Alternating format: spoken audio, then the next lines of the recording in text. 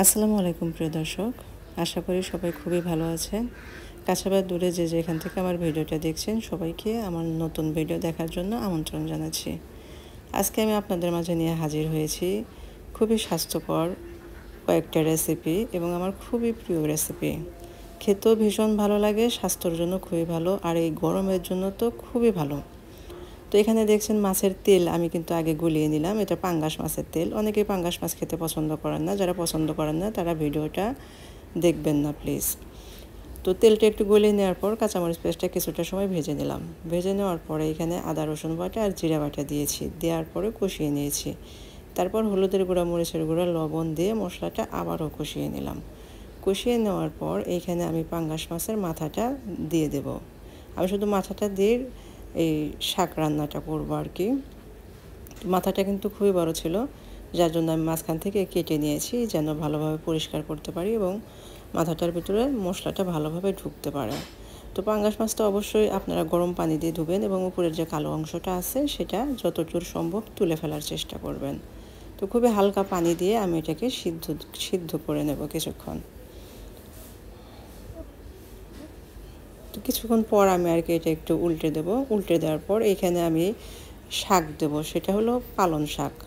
পালং শাক কিন্তু স্বাস্থ্যের জন্য খুবই ভালো এবং ওজন কমাতে খুবই হেল্পফুল। আমার খুব প্রিয় একটা শাক পালং শাক।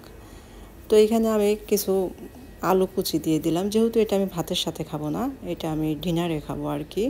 এই সবজিটাই শুধু আমি খাবো। এখানে কিন্তু কার্বোহাইড্রেটের কাজ করবে আলুটা, আপনার মাছের মাথা আছে, মাছের তেল আছে, তারপর আপনার সবজি আছে, সব কিছু মিলে কিন্তু অনেক সুন্দর একটা ডিনার হয়ে যাবে আমার। তো যারা সুস্থ থাকতে চান বা ওজন কমাতে চান তারা কিন্তু এরকমভাবে ডিনারে খেতে পারেন। সাথে একটা ডিম নেবেন, তবে আমার ডিমের প্রয়োজন হয় না, আমি এইটাই শুধু খাবো।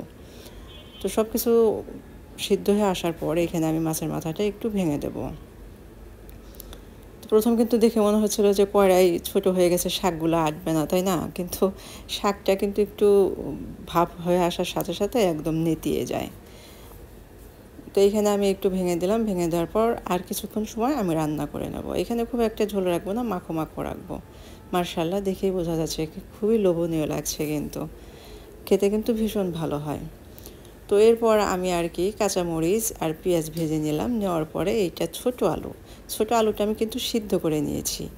এই ছোট আলু, কাঁচামরিচ, পেঁয়াজ ভেজে এটাকে ডোলে ভর্তা বানাবো। এই ভর্তাটা কিন্তু খুবই ভালো লাগে, আমার ভীষণ ভালো লাগে খেতে। যারা এই ছোট আলু ভর্তাটা খান, এটা কিন্তু স্কিন সহই খেতে হয়, তারা হয়তো জানেন যে এটা কতটা ভালো হয় ভর্তাটা। তো এরকমভাবে ভেজে নেওয়ার পর আর কি আমি ছোট্ট একটা শিল দিয়ে এরকমভাবে আর কি ভেঙে নেব আর কি ভর্তাটা, আলুগুলো একদম ম্যাশ করে নেব। তো এটা কিন্তু আপনারা শিলপাটাও কাজটা করতে পারেন, তবে ব্লেন্ডারে দেবেন না। ব্লেন্ডারে দিলে হয় কি বেশি আঠালো হয়ে যায়, খেতে একদম ভালো লাগে না, দেখতে বিশ্রী লাগে। তার জন্য আমি এরকমভাবেই আর কি ভর্তাটা করে নিই। এরপর আমি সরিষার তেল দিয়ে ভালো করে হাত দিয়ে মেখে ভর্তাটা করে নেব। খেতে কিন্তু খুবই ভালো হয়, যারা খেয়েছেন তারা নিশ্চয় জানেন, আর যারা খান নাই তাদেরকে একবারের জন্য খাওয়ার অনুরোধ জানাচ্ছি। খেলে অবশ্যই কমেন্টসে জানাবেন খেতে কেমন লেগেছিল। খেতে কিন্তু খুবই ভালো হয়। তো সবগুলো উপকরণ আমি একবার ভালো করে হাত দিয়ে মেখে, ভর্তাটা কিন্তু যত মাখবেন, আর ভর্তা কিন্তু সরিষার তেল ছাড়া এটা ভাবাই যায় না, ভর্তা যত মাখবেন খেতে তত টেস্টফুল হবে। আমার এই ভর্তাটা কিন্তু কমপ্লিট হয়ে গেছে। এরপর আমি এখানে মিষ্টি কুমড়ো আর কি, বা মিষ্টি লাউ, যে যেটাই বললেন না কেন, এটা সিদ্ধ করে নিয়েছি। পেঁয়াজটাও সিদ্ধ, কাঁচামরিচটা সিদ্ধ করে নিয়েছি, আর পেঁয়াজটা এখানে আমি কাঁচা ইউজ করেছি। এই ভর্তাটি আমার কাঁচা পেঁয়াজে ভর্তাটা আর কি বেশি ভালো লাগে। তো আপনারা ভেজেও খেতে পারেন, কোনো সমস্যা নেই। এই ভর্তাটাও কিন্তু ভীষণ ভালো লাগে এবং স্কিনের জন্য, স্বাস্থ্যের জন্য খুবই কিন্তু ভালো। তো আমার ভিডিও যারা আপনারা কন্টিনিউ দেখেন তারা সবাই জানেন যে আমি ভর্তা লাভার মানুষ, সবজি লাভার মানুষ। আমার খুবই ভালো লাগে ভর্তা ভাত খেতে, সবজি খেতে, যার জন্যই আমি যখন যেভাবে পাই, আমার কথা হলো বডিতে আমার সবজিটা ঢুকলেই হলো, যে কোনোভাবেই হোক না কেন, আমাকে সুস্থ থাকতে হবে, এটাই হলো বড় কথা। তো এখানে সামান্য সরিষার তেল নিয়ে আমি কিন্তু খেতে বসেছি। মাশাআল্লাহ, খাবারটা কিন্তু খুবই ভালো হয়েছিল। তো আশা করি আমার ভিডিওটা খুবই ভালো লেগেছে। আবার দেখা হবে নতুন কোনো ভিডিওতে। আল্লাহ হাফেজ।